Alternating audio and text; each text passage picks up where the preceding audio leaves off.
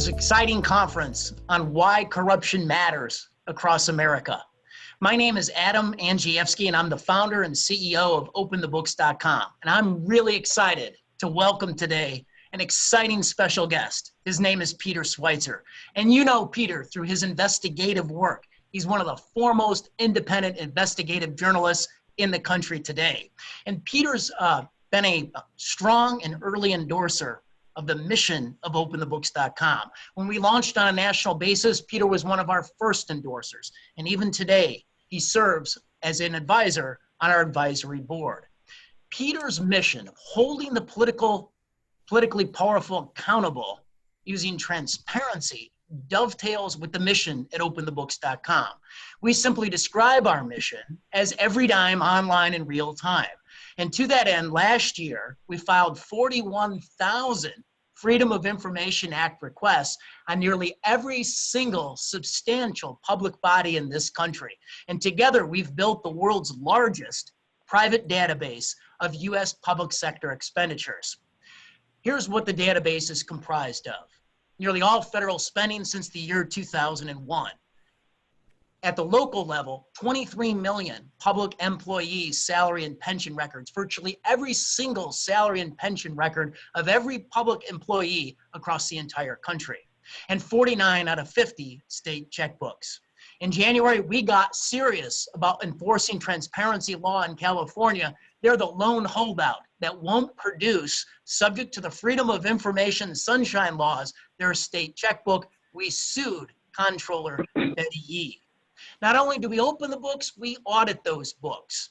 And in February, we were cited twice in the President's budget to Congress, including being the inspiration for a new chapter in that book on eliminating wasteful spending. And then in March, all of our worlds changed with coronavirus. And we immediately pivoted to a war footing, giving robust oversight and exposure to those entities jumping on the coronavirus bailout gravy train. So when AOC proposed a $4 billion bailout for America's museums, our piece at Forbes got 100,000 views.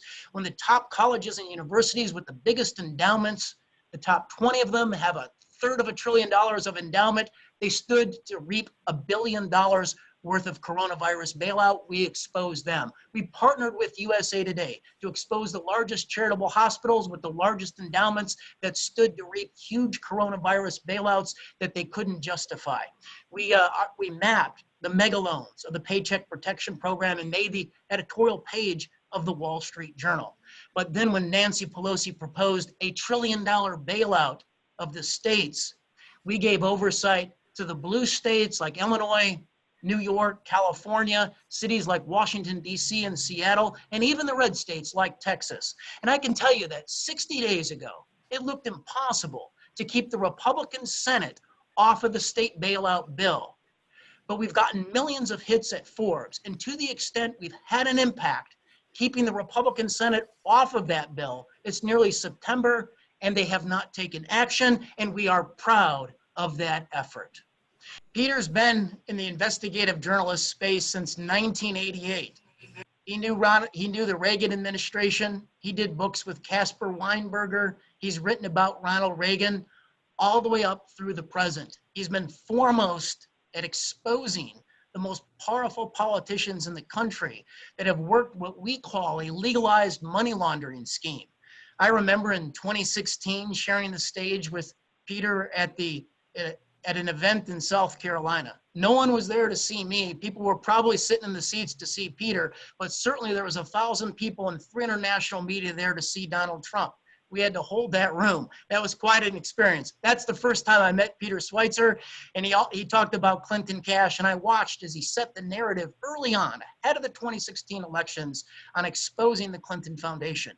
Without further ado, let's bring up Peter Schweiser. Great to be here. Thanks so much for having me. I love Open the Books. When I met Adam in 2016, I immediately saw his energy and his push to advance these issues, and the same thing with Tom Smith. So I'm very excited and thrilled to be here. Thanks for having me, Adam. Peter, it's great to have you on the call. So let's get right to it. Does corruption across America matter? I mean, the entire status quo, a reformer is always up against it. What do you have to say, Peter Schweiser? Yeah, I think corruption is one of the key issues because I think it goes to the heart of what we are supposed to be, which is a representative government. And if you are somebody who is corrupt in your leadership, that means you're not really representing the people that sent you there. You're either representing your family or yourself, or you're representing somebody who is paying you either legally or illegally. So I think that corruption is not something we should tolerate or just sort of brush aside or say it's something that we have to expect. I think it goes to the heart of the issues that we face today, which is a government in Washington, D.C. that seems very, very detached from what the people out in the country are hoping that they will actually do. Who's the political actor that you're most proud of your oversight work on? It's a good question. I think what I would say is instead of one particular figure, what I would say is I am very proud of the fact that we have spent a lot of our research focusing on the efforts that foreign entities have placed in trying to influence our political leadership. So, I did a book, Secret Empires, where we talked about the Bidens. We also talked about Republicans that had deals with the Chinese and, of course, with Hillary Clinton and the Clinton Foundation. I think there is a reason we don't allow foreign nationals to vote. We don't allow foreign corporations or governments to donate to our political campaigns because there's a broad consensus that we don't want that. So I think the focus on foreign efforts to corrupt our political leadership is probably what I'm most proud of. As I look at how you've broken your stories over the years, for instance, the story on Clinton Cash, the print exclusive was with the New York Times. How do you do it? How do you get the New York Times to come across to publish your work?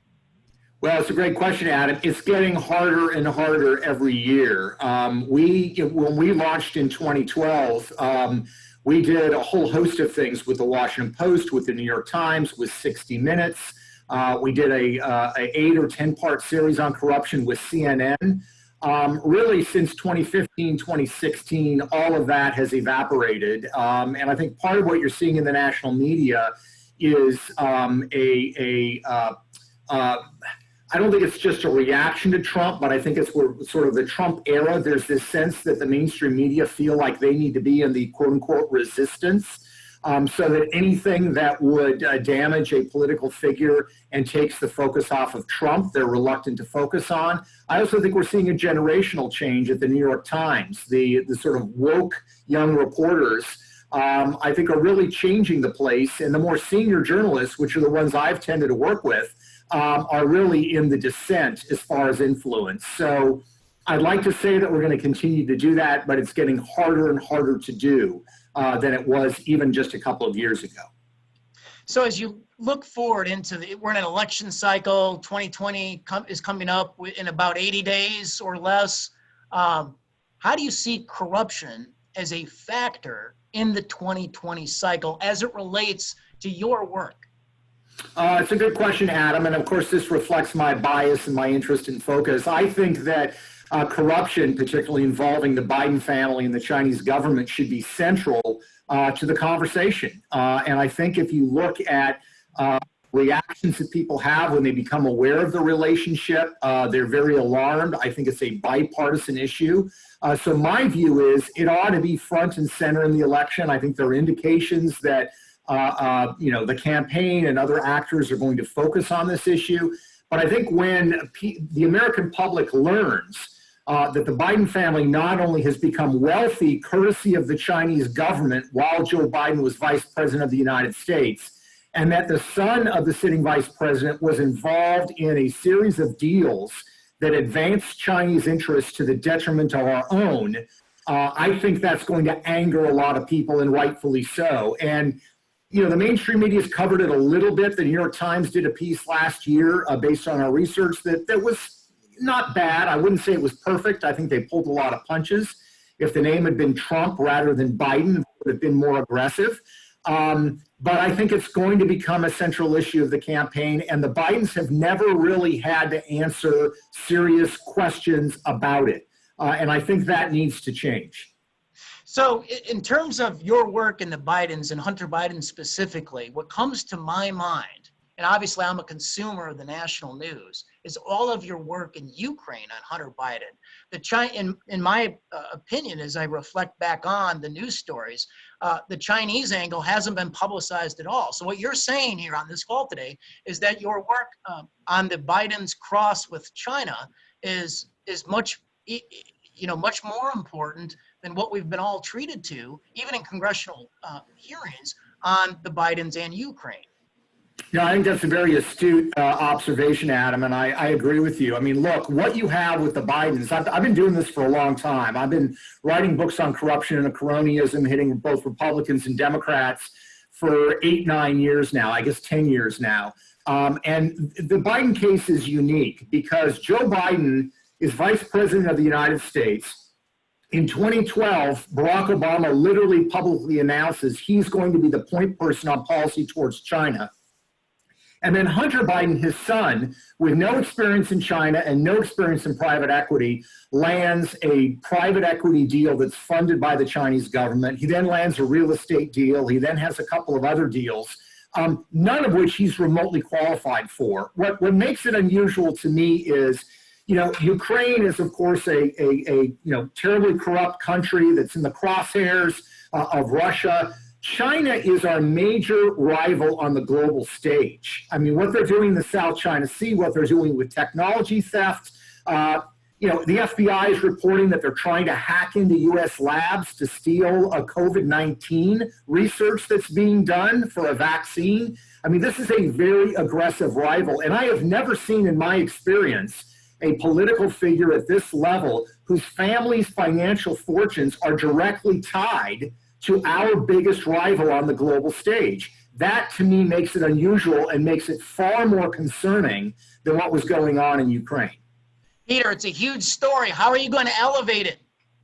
Well, great question, Adam. So we continue to do any interview requests that come across. We have put together a film that's 40 minutes long. It's called Riding the Dragon, the Biden's China Secrets. It's going to be coming next week.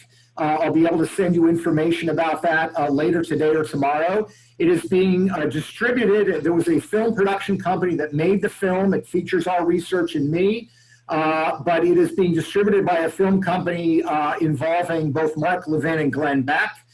So it will get a lot of attention. It's not what you would call mainstream media, but the appetite of the mainstream media for this, they're only going to develop an appetite when they are forced to, and they're going to be forced to, I think, by efforts like this. And if the campaign and or candidates start talking about it and say, this needs to be looked into, that's when this issue will come front and center. So, many people say, both our organizations at OpenTheBooks.com and Government Accountability Institute were public charities. And so I know at your organization and at ours, there is an iron wall between campaigns, politics, and our charitable mission. However, underneath the First Amendment, we get to fact check politicians on their political promises. And, right. People always say transparency is good, but how does it really make an impact? Well, just in our own vertical, and they're seeing what you're doing with it, which is substantial and robust. And in our vertical at OpenTheBooks.com, we view that everybody has a swim lane. When we fact check the promises, the exposure has to be picked up tangentially to us by candidates running against the incumbent political class. And so back in 2015, we exposed Rahm Emanuel. He promised to clean up pay to play in the city of Chicago. And we found when he was running for re-election that 600 city vendors gave Rahm Emanuel $7 million worth of campaign donations, and they had paid $2 billion in city payments. Yeah. But he was running against the socialist Chuy Garcia, who probably wanted to get on the gravy train and didn't know what to do with the exposure. Contrast that versus blue state Oregon in 2016. You've got the state regulator, Brad Avakian. And Brad Avakian. Avakian was the state regulator that regulated the Oregon baker into bankruptcy. Well, we received a tip that he was using his Bureau of labor and industry employees on his campaign on state time. So we fact checked it. We built out a tremendous case at Forbes. We published it. The Oregonian, the state's largest newspaper, reached out to the Avakian team and they admitted it. They said, yes, state employees work the campaign on state time, but they make up the time later. And even in Oregon, that's illegal. There was a robust Republican challenger, Dennis Richardson, and he won. And it was the first time since 2002 that a Democrat had lost statewide. So, Peter, do you think, obviously you're not a political, make political forecasts, and you've set the current in the stream. You've got this 40-minute film coming out that details all of your research on the Bidens as it relates to China. Yeah, that's exactly right. And, let me say, just to pick up on your point, I think what's so powerful about what you do and what we try to do is we deal with facts and information. And I think that's what's so powerful and the reason that you create the waves in Oregon and other places around the country, because you're dealing with money, you're dealing with transactions, you're dealing with very specific material things. And I think that's pretty rare in this day and age. So one of the things I've always loved about Open the Books is your very bottom line. We're looking about how money is being spent and how government resources are being used, and it's really not disputable. And I think that's the key. What I would say is what you do and what we try to do is for people who are reformers, who want to really change government, we're 501c3s. We can't lead the charge, but you know what we both do, Adam? We both lay weapons on the battlefield that people can pick up and that they can carry into battle. And those weapons are very, very powerful because they're not really in dispute. What happened to you in Oregon was happened to you on some of the other cases of these people that have these massive golden parachutes, is that nobody disputes the numbers. Nobody disputes the fact that Hunter Biden got this private equity deal with the Chinese. They may try to poo-poo it, they may try to twist it, but the fact of the matter is the evidence is clear-cut. So I view our role, I think it's probably what your role is, we put weapons on the battlefield so that reformers are equipped to really make change, whether that reformer is a journalist, a citizen activist, or a candidate of any political party. That's really what we're in the business of doing, and there are very few people that are doing that these days. That's true. And so oftentimes, well ahead of an election, we'll do an investigation. So for instance, when the San Francisco mayor won for election, promising to clean up the streets, our map that went viral on the human waste in the public way, yep. She'll have to answer for that. The New York Times saw that investigation. They reached out to us, and we did a co-investigation investigating how Bill de Blasio, the mayor in New York City, had spent $32 million on a war on rats campaign. And that didn't turn out very well for de Blasio when we mapped those complaints. When he announced for president the same day, and it just worked out this way, the New York Times headline was "The Rats Are Taking Over New York City." Probably not the presidential campaign message that de Blasio wanted. That's exactly right. And again, what I think is important about this stuff, and you know it, Adam, we certainly know it, is it's hard work. Finding this material, you're really, in a sense, I have friends that are in the oil business, and they'll tell me to drill a lot of dry wells until you find a gusher. It's the same thing in this line of work. The problem that we face as researchers today is not too little information, it's too much information. And it's being able to sift through and find evidence and information that's powerful, that conveys the point we're trying to make about waste and corruption in government. And it's a heavy lift. You've got researchers, I've got researchers that work very, very hard to find this material. And I think it's absolutely vital because one of the few things that transcends political ideology or philosophy today in a very divided country is I've never found anyone, Adam, that says they think corruption's okay. They may try to make excuses for certain people, and you can have a discussion and debate about it, but very precious few people are going to say, I have no problem with this kind of corrupt behavior. And that, I think, is a unifying factor and a good place for us all to look to drill our oil wells. Well, let's kind of go down that path a little bit, Peter, because you face this, we face this. They say, yeah, that looks really bad. But Adam, come on, you can't fault them.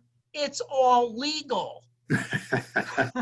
Yeah, no, that's a common one. And what I always tell people is, well, the reason a lot of these things are legal is they get to write their own rules. I mean, imagine, if you had a classroom of fourth graders, my wife is a teacher. Imagine if you had a classroom of fourth graders and you said to the fourth graders, you get to make your own rules. Well, if they start, pinching each other and throwing things at each other, because they decided that that's acceptable behavior, is the defense, well, there's nothing wrong with that because that's the rules allow it. That's kind of akin to what you see in Washington, D.C. I mean, there are probably a lot of people on this call. I know, Adam, you were a businessman before you came to this world, into this line of work. There are a whole host of things that if you did at a publicly traded company, the SEC would be all over you. The notion that, for example, Joe Biden took Air Force Two, flew to Beijing, China with his son on board to close the private equity deal. If a corporate executive did that, they would face serious problems with the SEC, with their own corporate board, about conflicts of interest, self-dealing, etc. But because in Washington, D.C., the political class get to make their own rules, they deem that certain things that everybody else has to comply with, they don't have to comply with. So the argument that people make, well, if it's legal, it's acceptable, does not wash with me, because the people who are determining what is legal and illegal are people that are getting to write their own rules. And of course they're going to write rules that are far less strict for themselves than they are for anyone else. So that argument doesn't wash with me. I agree. One of the things that hasn't gotten enough press has been one of the foremost think tanks in the world on the center left, the Brookings Institution.